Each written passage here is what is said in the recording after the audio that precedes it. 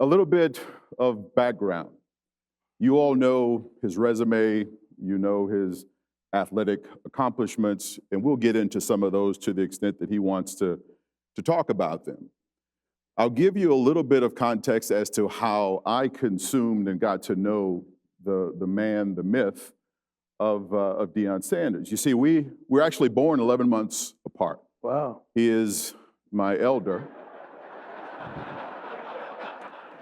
And while I was at Notre Dame, he was at Florida State. Uh-huh. This is the man who defined the idea of the shutdown corner. Mm-hmm.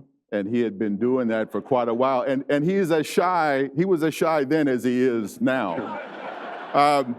But I can say this, from a distance, Notre Dame never played Florida State. And that was the reason. Yeah, but we did play Miami during the era of Catholics versus convicts. And I'm just saying, my point is we had a common opponent and common enemy. The year he came out of college was the year that Notre Dame won the national championship in 1988. And so I just wanted to get that in before we talk to Coach Prime. That was 88? That was 88. You sure that wasn't AP? That, AP means after prime. like I said, 1988. But look, it's been an honor for me knowing that I have an opportunity to do this. And I get to tell him in front of all of you just how insanely proud Thank you. I am of not just what you've done athletically, because we know how that goes, but who you've become. So it's an honor for me to be here with you. Y'all please welcome him in the right way.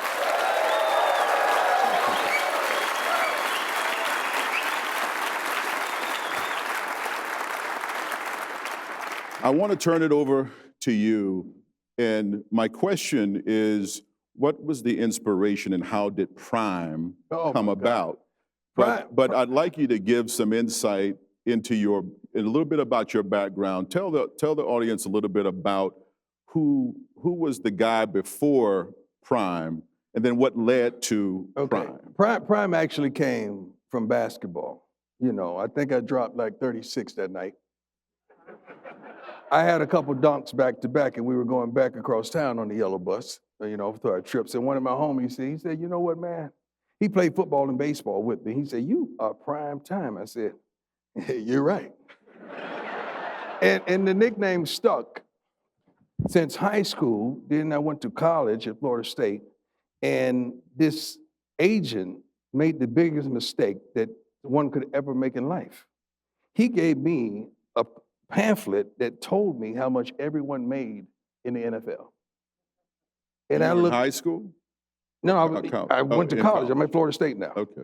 And I'm saying, dang, the defensive backs, they're not making a lot of money. Like, they're below the lineman. That's not good. I told my mother when I was 7 years old, I was going to make a lot of money.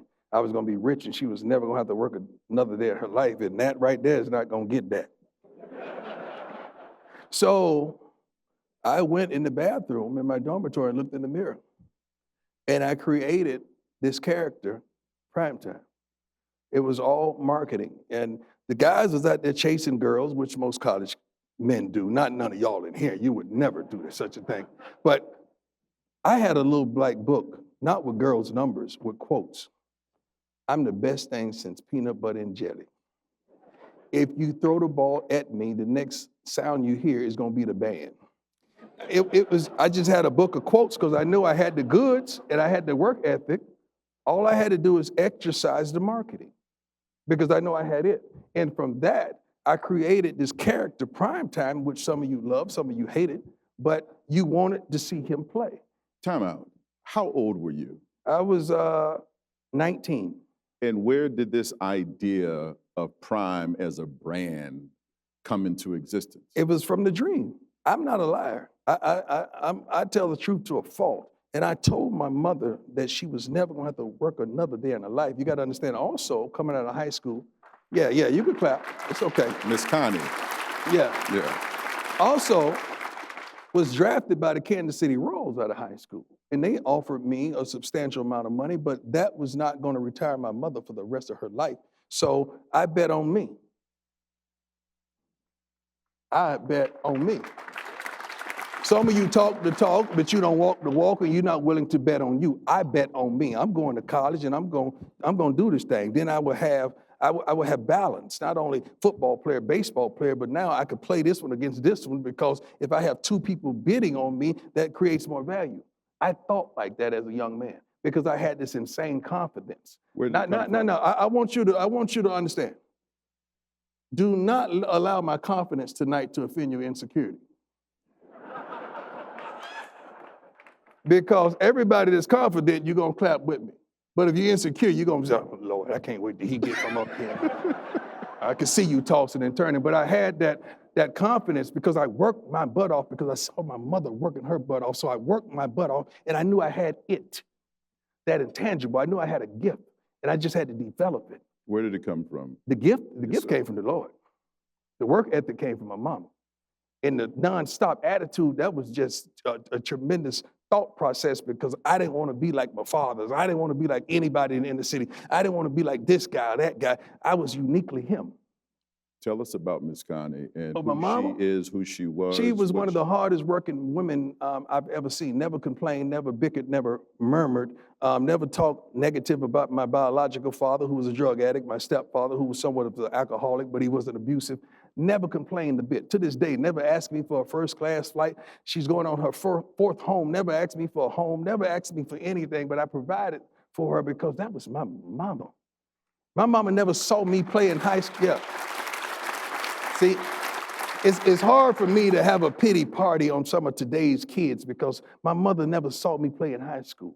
So it's hard for me to understand. I don't get the support. I didn't get support either, but I did the doggone thing because my mother never saw me play football, baseball, or basketball in high school because she was working. The first time she really got to see me play was in college. She would drive 6 hours to Tallahassee to see me get down from Florida State, but never saw it in high school because she was working on Friday nights. So it was a challenge. So when you ridiculed me, when you naysayed me, when you doubted me, when you hated on me, I didn't give a darn, because between all the smoke and all the ignorance and all the adolescence, I saw my mama in that hospital pushing a darn cart. And you think I'm going to let a critic who has critics criticize me and I'm going to adhere to that foolishness? You got to be lost your mind. I was out there balling for my mama. Now, right there, you're supposed to clap.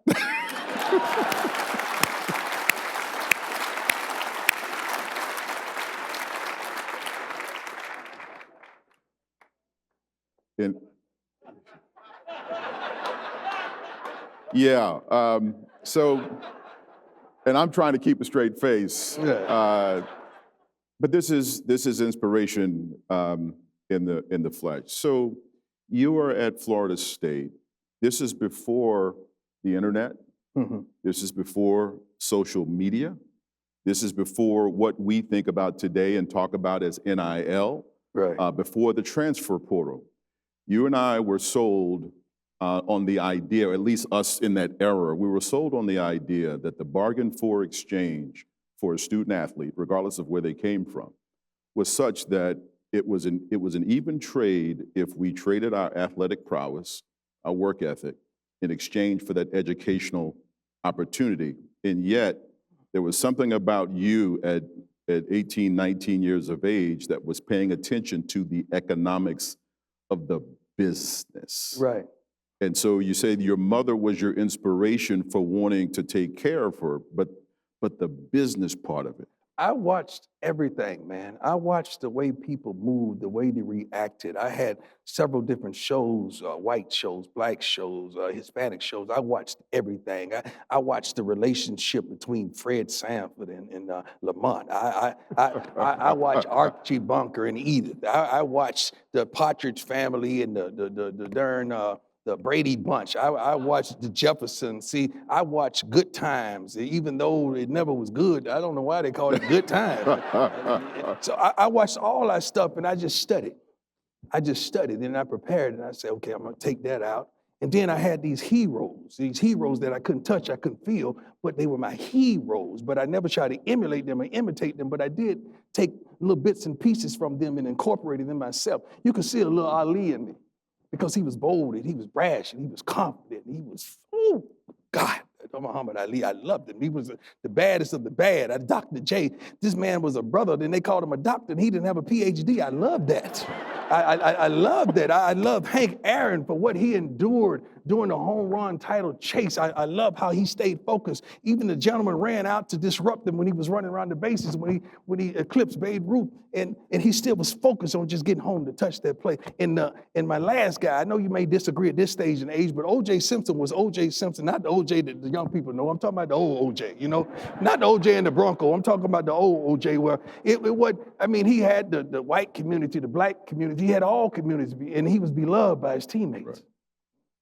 So I took bits and pieces out of those persons and I incorporated them. And I learned from them. I learned from their mishaps. I learned from my father's mishaps. Let me put a pin on this and tell you this. See, I told you, and I passed by eloquently, and I told you my father was an alcoholic, my stepfather, my biological father was a drug addict. You would not think, and you would not even understand, you may still be in disbelief. I've never tasted alcohol in my life. I've never smoked, I never drank. I stopped using profanity when I was 18 years old. So all the idiotic stuff that you seen me do, I was well aware of what I was doing.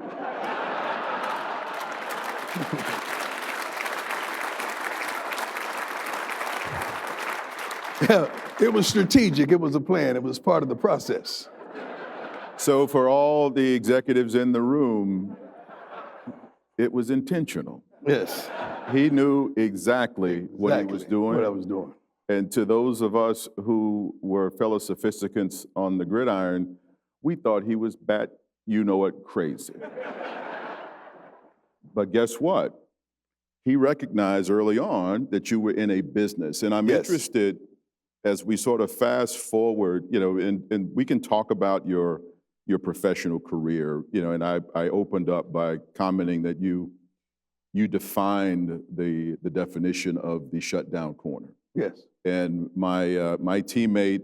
I don't know why they still call it corner. Shouldn't it just be prime? It should be prime. Like I want to see kids say, "What position do you play?" I play receiver. I play quarterback. I play prime. I like that. Like that. That should be it.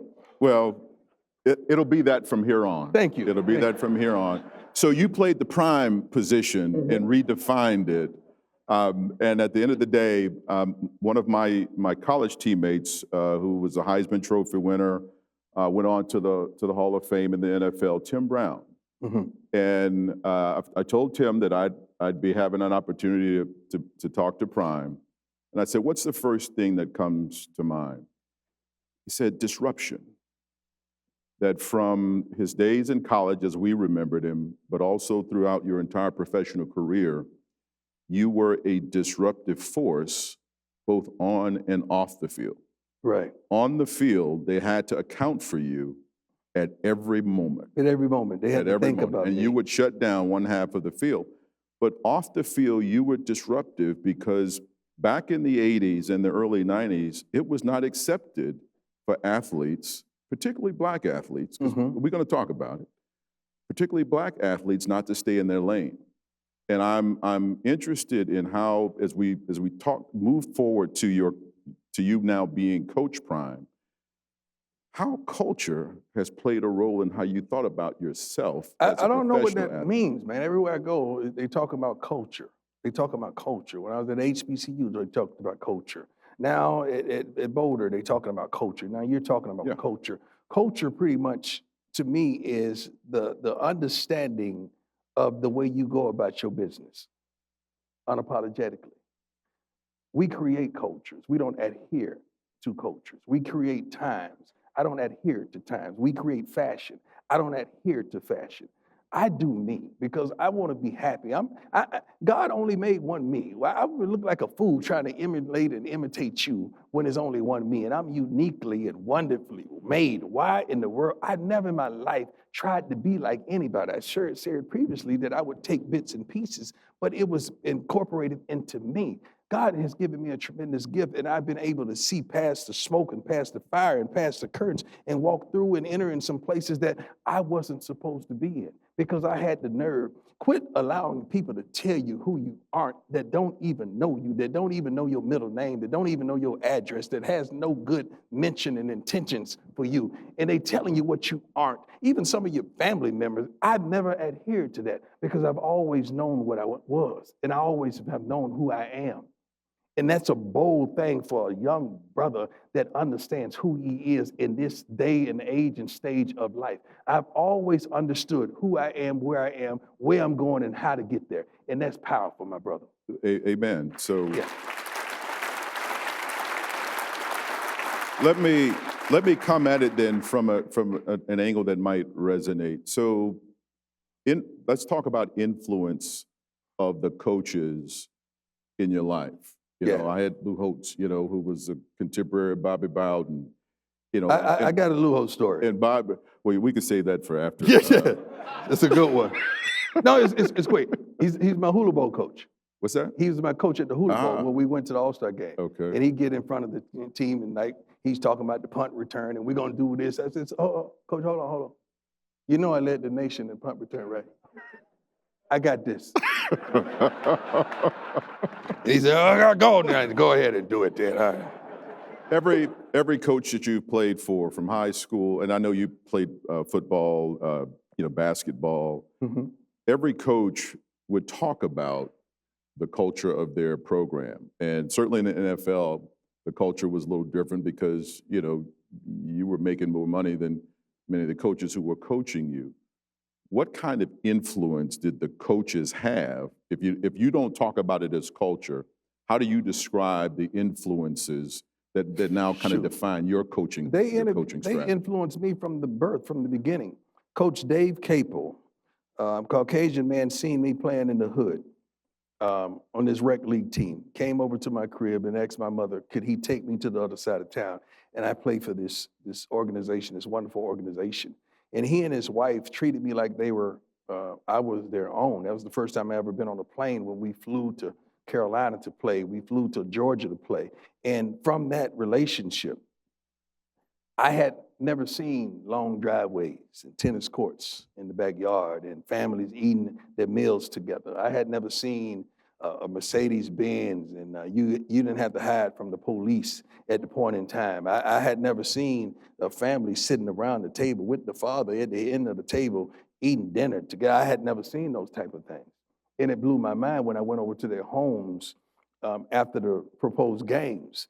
And I saw something, and it was so structured and organized that when I was out of football, I organized one of the largest youth programs in the country called Truth, trust in God, respect myself and others, understand I have unlimited possibilities, try my best and never give up, and honor the truth in His creed at all times. And our kids recited that and they regurgitated that at all means. But he impacted me. My high school coach, Coach Ron Hoover, was tough, didn't play. He had a team rule that if you got suspended, you were kicked off the team. And I was in the library minding my own business, and a fight broke out, and I go try to break up the fight, and the teacher came in and saw me in the midst of it and said that I was being insubordinate. I had to look it up since I was in the library. I didn't know what that meant. I'm like, I was not insubordinate, whatever that word means. But I got suspended and I was kicked off the team and I let him down, and it broke his heart, broke my heart because I let my teammates down. But then I became the best leader I ever been in my life because of him disciplining me. And I needed that. And when I went to Florida State, Coach Bowden and Coach Mickey Andrews was just constant professionals. And Coach Mickey Andrews taught me some of the techniques and taught me some things about life that I use to this day. I'm a microcosm of all those men that impacted my life and so many others at the professional level. So I always tell parents, be careful what you do around your kids because they're watching. Bosses, be careful what you do around your staff because they're watching. And you have no idea that lives that you are impacting, you may not receive the results right now. But 10 years from now, you may bump into that gentleman or that young woman, and they may say, when you said this on this particular day, it changed my life. You have no idea. So I'm very conscious of the power and the authority and the position that I hold in life. Because those men, if it wasn't for those men, I wouldn't be where I am to this day.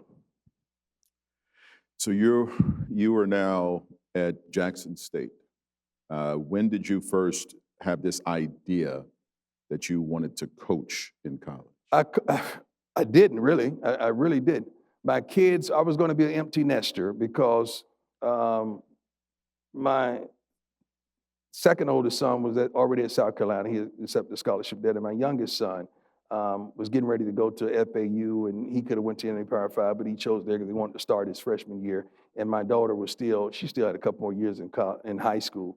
But I said, you know what, I'm an empty nester darn near because my daughter was staying with her mother, and I get to travel around and see my boys play. It's going to be a beautiful thing. Then I started getting these calls. I was already a high school coach. We won 4 straight state titles, in this beloved state. And I just found out that they banned us from coaching in the state, by the way. They would never let us coach again because we won too much. But the true story. But I started getting calls, and I started preparing because whatever I do in life, I want to dominate it. So I started preparing and really doing my homework and research on how this stuff works. And I went at it and had a few interviews and knocked it out of the park, but I didn't get hired. And I said, okay, that's not where God wants me. And then I went to Jackson State. Then I saw the vision, and I understood why God would want me to go there to change the understanding and the intertwinings of college football. You got to understand, it's hard for me to go into any situation and not provoke change. When I walked into this room, it probably was about 74. I'm pretty sure it's 72 or 71 right now because I cool things off. Like I bring instant calm to situations, and there's no way that I'm going to not affect and infect every darn thing I do. And I've always been that way with every football, baseball, and basketball. And think about this. How can I not be impactful when I played for George Steinbrenner and watched it? I played for Marge Schott in Cincinnati Reds and watched her. I played for Dan Snyder with the Washington Redskins, Jerry Jones. I played for Eddie DiBartolo. I could keep going. I played for some of the most iconic owners that we had relationships, and I watched them intimately to see how they moved, to see how they conducted business. And I know what's supposed to be what, and I know how it's supposed to look and how it's supposed to be. So when you give me this college job, how in the world can you dare? And I was on television for 14 to 18 years. You can dare to tell me I'm not qualified. That's an insult. Not only did I give you a gold jacket-like performance, but I gave you television. So usually when these coaches get fired, where do they go? The television. I already beat you there. So you're talking about having a resume and understanding these kids now, and that's the thing we got to do. We got to understand these kids because it's a new kid out there. You know why the kid is new? Because of y'all. Say more. The kid is not new because of the kid, because it's the same kid. They still doing the same stupid stuff that we did. But you guys are babying these kids. You know why? Oh, no. Let me get up on this. I got to get up on this. Let me get up and walk a little bit of this on. I can take my mic off. No. You guys are babying these kids, and then we got to clean up the bull jump. Let me tell you why.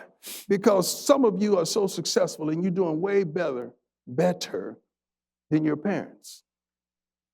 You really did. And you told yourself, hey, boy, when I become a parent, I raise my kids, I'm going to do totally different. I'm not going to be as tough on my kid as she was tough on me. I'm not going to punish my kid or spank my kid or send them in time out. I'm not going to not do this and not do that. I'm going to give them this. I'm going to give them that. And that's what you did. And you created a cat. Not a dog, a cat. A cat is in the house. A cat meanders around. A cat jumps on this and jumps on that. A cat has that beautiful food that you roll the can back. And you get a dog, you just put the stuff out back, and he gets what he gets. But it's because of you. And we got to deal with it. So you were trying to raise a dog, but you got a cat. Now you get mad at yourself because dog-like situations come about, and you expect little Timmy to be tough and little Wanda to be abrasive and ready to stand up to the trials and tribulations of life. But guess what? You raised a cat.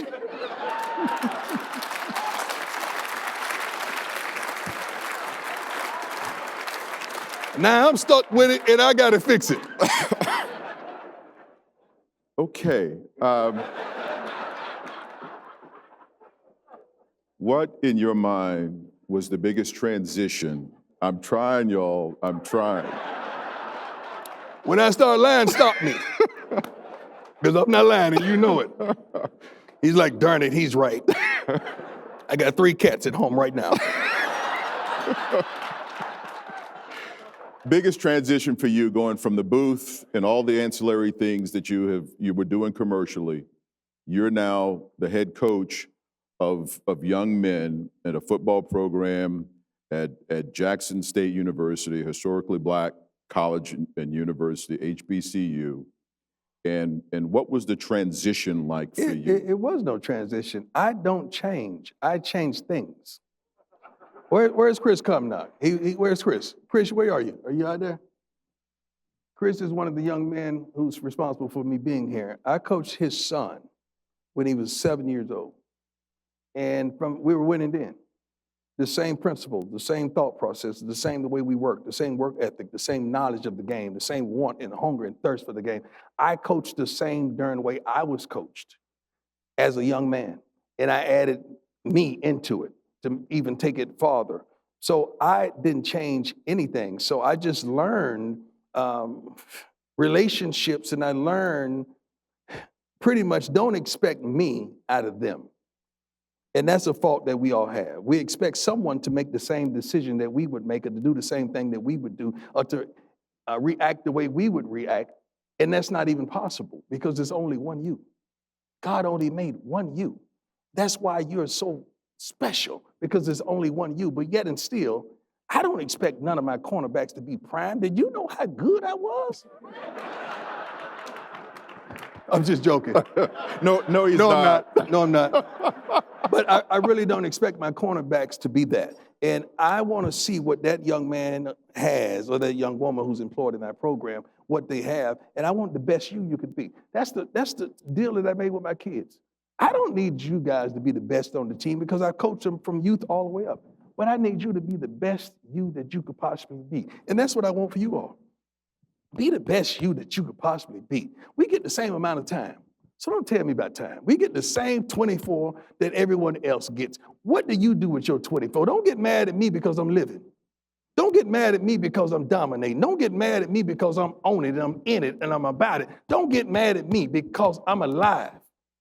I asked my team the other day, I say, how long have you been living? He said 18 years. He said 22 years. He said 21 years. I say, I didn't ask you how long you've been alive or born. How long have you been alive? Because you ain't living. It's a lot of y'all in here. You may be, I'm 55 and looking darn good, but I'm living. Like, I'm living.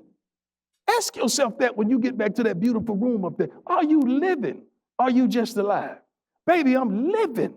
And you can't get mad because I'm living and you dying. We either living or dying, and I choose to live every darn day. I choose to, oh, boy, I'm feeling it. I choose to go get it every day. I choose to dominate every day. I choose to make the best of every situation every day. I don't have bad days. I may have a bad moment. I may have a bad minute, even a bad hour.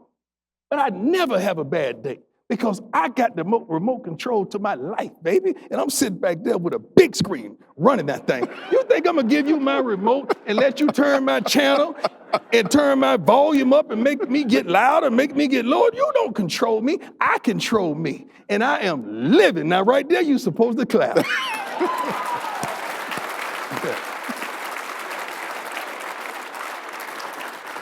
I want to touch on it as briefly or as long as we have time. The business of sports. A little bit of context for the audience. You know, we know the terms NIL and the transfer portal. The NFL is on par with college football in terms of roughly $9 to $12 billion a year in annual revenues. What's different is that the NFL divides that amongst 32 teams, and college is trying to figure out amongst the haves and the have-nots, Right. how the future revenues of collegiate athletics, particularly football, gets divided amongst those teams, those conferences that are drawing eyeballs of the people like us around the country, around the world. And you now, Prime, are the head coach at Colorado. Mm-hmm. You came in and made, you were disruptive by every definition that we are in our own industry, That's right. you came and disrupted that program. And if I remember the reported statistics, you have turned over 70% or so of the team that was on the roster when you arrived. Yeah, but before you get to that, let's Okay. get to the disruptive word. Talk. Okay, when you talk about disruptive, I want you to understand we've been sold out for the season for months.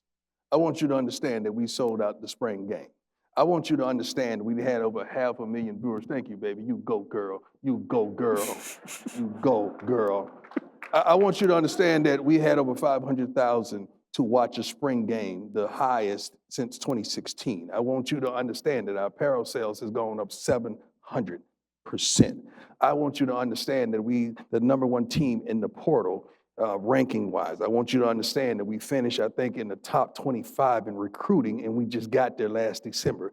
I want you to understand that what we've done in that community, I feel bad that they've taken the prices of these tickets and these hotels up there crazy, but we have simply changed the game and we have not played a game. So when you talk about disruptive, I mean disruptive. So when you thought I was joking when I tell you we changed the temperature in every darn thing we walk into, and the reason I say we is because I can do it by myself. The Bible says thy rod and thy staff, they comfort me. So I got a tremendous staff. And they didn't really give me credit, like credit should have been given for the type of staff that we have. I mean, I could go get kids all day, but that staff, I got a head coach that was a head coach at a major college, come to be an offensive coordinator. I have 2 coaches from Alabama on the roster. I have guys from the NFL, guys from high school that I gave opportunities to, as well as guys from college. So when you talk about being able to communicate to every player inside their locker room and having disruption, we've disrupted every darn thing. And they have never seen the likes of it. Our first 2 games are on national television. That's disruptive. Everything we do is disruptive. This conversation tonight will be all over social media. That's disruptive. Yeah.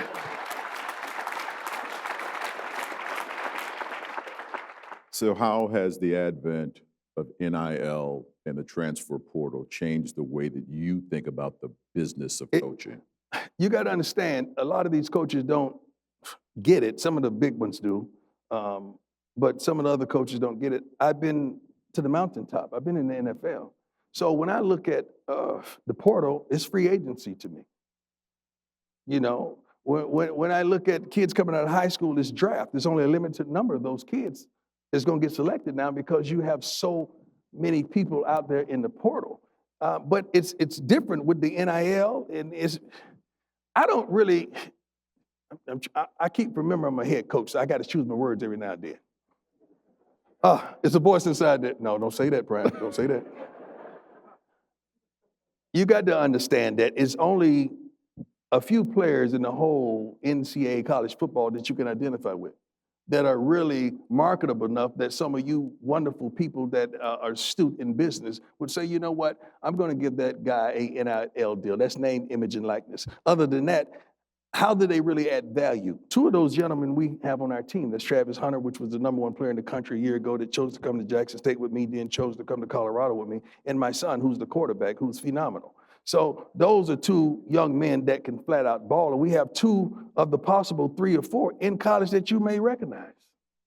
Now, the collectives is something different. That's just like everyone in this room, we pass a bucket like we in a church and they put the money in, then I walk out of the room and they say, you know what, we're going to give that to him, we're going to give that to him, they're going to give that. That's the collective.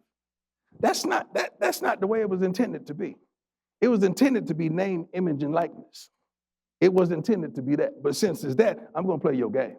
But not only are we going to play your game, we're going to dominate your game. Not only that, we're going to dominate this portal because you made it that way. Just because I do everything to win, don't get mad at me. Don't get mad when the rabbit got the gun too. Hunting isn't fun when the rabbit has a gun. So the game has changed. The money has changed. NIL and the transfer portal. 40% of the student athletes who go into the transfer portal don't land. None. They wind up, I think the technical term is SOL. My question. You are so professional. My question to you because I know that we're being recorded as well, Coach Prime. My question to you, again, that bargain for exchange that we were sold as we were coming up. What role does education play in this now commercial environment where the athletes are en route to being viewed as employees, independent contractors, unions? What's the role of education from Coach Prime's perspective? It's prevalent to me because I understand what education is and the journey that education could lead you on and give you an advantageous start. We just was notified last week that we had the highest GPA in Colorado's history on the football team in a semester ever. You know why? Because Coach Prime don't play. Because he's smart enough to know, yes. He's smart enough to know that 90, at this point in time, because we got some dogs now, but I would venture to say 90% of these young men aren't going pro. So that 10% that is, I focus on them, I love them, but they have they have those intangibles. So I spend the majority of my time and my staff and people we brought in to assist on that 90. Because I want that 90 to, forget being a professional football player, you still could be a professional. Ain't nothing wrong with y'all. The most prolific and profound people in this country, and I read Forbes, I subscribe to Forbes, they didn't play football, baseball, or basketball. And they still making things happen in their community, their assets. So I invest wholeheartedly. If you have one F, I could deal with that for a few weeks. But if you have two, you can't even come on my practice field. I don't even let them come near the complex. You could come over and eat and get your butt back in class or classroom or do something, study hall, do something. Don't even come over here. Because if you're lacking in this, you're going to like in that. Because you know you got to get this in order to get that. So the point that you don't want to focus and get that means you really don't want this. So I make them suffer and understand how important education is. So in saying that, having the highest GPA in the history, I'm very proud of that.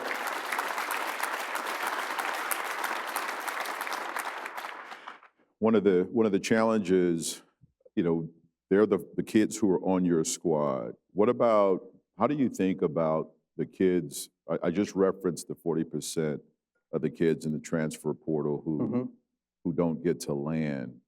Do you view the system do you agree with the system that treats the college athletes as professionals? Because essentially we're talking about the evolution towards a professional model in college. Is that something that aligns with you philosophically? I love it, but I don't. Okay, when a kid wants to get compensated, he's placing himself in the understanding of he's professional now because you're being compensated. So now these writers and these reporters who once gave you grace and gave you a pass because you're a college kid, you don't know any better. Now you're making more money than them. So now their pen turns into a weapon and their fingers turns into swords and they don't care whatsoever because now they want to damage you because it's a jealousy inside of that spirit of it. Now you got bloggers, you got all kind of people who are writing about you and then this is the worst thing ever, that phone. See, they come right in from practice and get on that phone to see what they're saying about them. And that thing right there is tough because it's some people down there that are gangsters with that thumb in that finger. They're gangsters. And they will hurt your feelings. They will hurt your heart. But I tell my kids, don't give them the power. Don't give them the propensity to control you. All by a post. So you letting them control you because now they're saying you're great and you're high, but then they say you're not. And you're upset. Now you spiral. Now we got to send you to the mental health persons that we have on hand and the spiritual health persons that we have on hand so you can regain balance in your equilibrium. What's the message that you share with your team when you're talking to them about leadership? See, it's several different types of leaders. So a lot of people think you always got to be out front and lead. You don't have to do that. Some people aren't built like that. Some people are just leaders. I never yelled at my teammates. I never gave the rah-rah speeches when I played the game. I just played the darn game at a certain level, and I practiced at a certain level, and I went about my business a certain way that people want to follow. But you never saw me mic'd up and, guys, we're going to go out there. I wasn't like that because that wasn't real to me. Take the camera off and I want to see if you do that there. You never seen a running back mic up when they got ready to play Ray Lewis, did you? You never seen a receiver mic up when they got ready to deal with me, did you? So that whole mic and all that stuff, you just playing, you mic up when you get ready to play somebody that you know you could have. You know, I guarantee you ain't no boxers micing up to get in there with Floyd Mayweather. Ain't nobody signing up for that. So I love leadership and I read and I study, and it could be one intangible word like right now, it's winning. Like I'm on winning. We take for granted that these young men have won, and we're teaching them a whole new thing. Some of them had won in Pee Wee League. They had won in high school. They had won in college. Now you bring them here, and we keep talking about winning. Well, we got to teach them how to win. See, winning don't start in September when we go play TCU. Winning starts right now. So if you and your homie going to the cafeteria, I want you to just walk one step faster and win. Yeah, if you're sitting there eating and he on his last bite, I want you to hurry up and finish before he do and dump your plate. I want you to win. The day at the end of the lineman running, I picked out this lineman, I picked out that lineman, defense, offense. Come on, you guys gonna race. You're gonna 1 to 30. We're gonna see who wins. In the locker room now, I got the ping pong table, I got the pool table, I got the cornhole table, I got the air hockey table. Everything I got in there is a 2-player game because it's got to be competition, because I got to teach you how to win. Everything we're about is winning. And see, you guys always talk about, ain't no scoreboards in life. That's a lie. The car you driving is a scoreboard. The clothes you have on is a scoreboard. That purse you have, baby girl, that's a scoreboard. Okay? The house you live in, that's a scoreboard. We keep talking about this stuff, but there's a scoreboard every darn where you go. It's, if you're going to put up a scoreboard, baby, I got to win.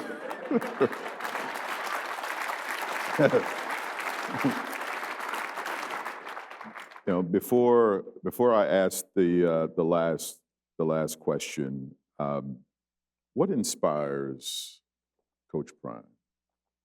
You all, people. I'm serious. I'm a needed to be needed type person. If you don't show me a need, I have no purpose with you. You got to show me a need, and I show you desire. You show me a need, I show you passion. You show me a problem, I show you how to fix it. You show me a beginning, I'm going to show you an end. Like, I'm that type of person. That's who I am. That's who I've been called to be, and that's what I love. I love life, man. I really do enjoy life. Every day I wake up, I'm like, Lord, thank you. I can't believe you chose me to be out here in Boulder, Colorado, this beautiful view and mountains and all this, and these expensive houses. They didn't tell me that before they signed me. But all these expensive houses and all that. But I love it because I've never been in no snow. I played in the NFL for 14 years, and I never played a snow game whatsoever. So I get out here and snow up here. I'm like, yeah, baby. And it's just another chapter. But if I'm ignorant enough to think that God only would bring me to Boulder, Colorado for football, I've lost my mind. See, the thing I love about the game, man, and the thing I love so much is that sports transcends ethnicities. Like right now, we're thinking about the Denver Nuggets and we think about the Miami Heat, and we're not seeing white and black. We're seeing the Denver Nuggets and the Miami Heat. When Tom Brady ain't white or he's not black. Michael Jordan is not white or he's not black. When you reach a certain level of excellence, you don't have color. Oh, I want y'all to marinate on that because that was so good. When you reach a certain level of excellence, there's no color. You don't see white, black, Hispanic, Asian. You just see excellence. So every day our commitment should be to excellence. I just want to get a little better every day. I know I'm not perfect, and God ain't make me perfect, because if He would have made me perfect, I wouldn't need Him. So it's going to always be tribulations. I'm going to always trip and stumble, but I'm going to get back up. But what if we all gave it our all every darn day? I don't call in sick. Baby, I got 8 toes, and I'm still stepping in the name of love. I want to see us unite. I want to see us together. I'm not into politics. I'm into people. So I'm into people. I'm into you. I'm into making you smile, making you enjoy life, letting you see another way, letting you see something in this gentleman. Thank you for giving me this platform, because I would have never been able to talk to this wonderful group of people if not you guys being able to give me this platform. And I thank you. I thank you so much, because I'm going to touch someone in here tonight. Someone in here tonight is going to change their whole perspective, and they're going to go back to the office, whether this week or next week, and they're going to be ready to go. They're going to call a staff meeting. They're going to say, baby, let's go. They're going to be playing, I got a new attitude. Let's go. We're going to do this, and we're going to do this together. Let's unite. Let's hug. Let's kumbaya. Let's do whatever we got to do, but we're going to win. If we don't do nothing, we're going to win. And it don't start with the big stuff. It starts with the little things. We're going to win. I hug and squeeze our custodians, our chefs in the kitchen, everybody in that complex. I got to affect. And in fact, losing was sleep there, marinating there, doing the Dougie there for about 20 years. I got to get losing out of there, baby. So everything I got to bring in has got to be a winning attitude, and that starts with me. There's only 2 people in there going to get a record. And both of them last name Sanders. That's me and the quarterback. Last question. Last question. 55-year-old Prime is in a room with 19-year-old Prime. Lord Jesus. Yes. 55-year-old Prime is talking to 19-year-old Prime. It's a good one. In the short time we have. It's a good one. What is this brother saying to our little brother? Let me stand up and say this, all right? Look at man, come here. Let me talk to you. I love what you're doing, but I don't like how you're doing it. Because you're just repping one body of people and not understanding enormity in the whole. I know you want to keep it real. I know you want to be that one. Know you want to front for your hood and do everything for your neighborhood. But what about everybody else? You got to start making decisions based on you and start making decisions based on us. Because God has called you to be so much larger than you could ever fathom. I know you're only 19 right now and you don't see this, but I do. You're going to impact the whole entire country if you get it together. I know what you're going to say when I tell you there's no I in team. You're going to look at me, you're going to say there's an I in the middle of Deion, there's an I in the middle of Win, there's an I in the middle of Prime, but I'm not talking about that. I want you to understand that life is so much larger. And start being inclusive with everybody and everything. Because you got it. You're blessed. You got a tremendous gift. And you're going to do some things that you never fathomed. You may even be a coach one day. You may love the Lord one day. You may be a great father one day. And what I want you to do too, I want you to love your mother and take care of your mother like never before. Because you're going to lose both fathers. And you're going to be searching for a father figure. But remember I told you about the Lord? That's going to be your father. And he's never going to forsake you. I know your fathers had faults and you're carrying some things, but you never know when is when. Because I would hate for them to leave and you never said, I love you to either one of them. Because you and your father, you was fathering your father. And your stepfather was so respectful of your biological father that he never tried to step on his toes, but he was a good man. But out of respect for your father, you never told him you loved him. And I don't want you to have to deal with that and live with that for the rest of your life. But if you do, watch the type of father you're going to be. And anybody that you see bleeding on the inside, help them. I'm not talking about the outside. I'm not talking about the exterior, because we can all put it on and look good and look fabulous and cover it up and mascara it up. But I'm talking about that inside. I'm talking about that inside. So I want you to understand what I just told you. Because God is going to use you, young man, mightily. Now, right there, you could clap.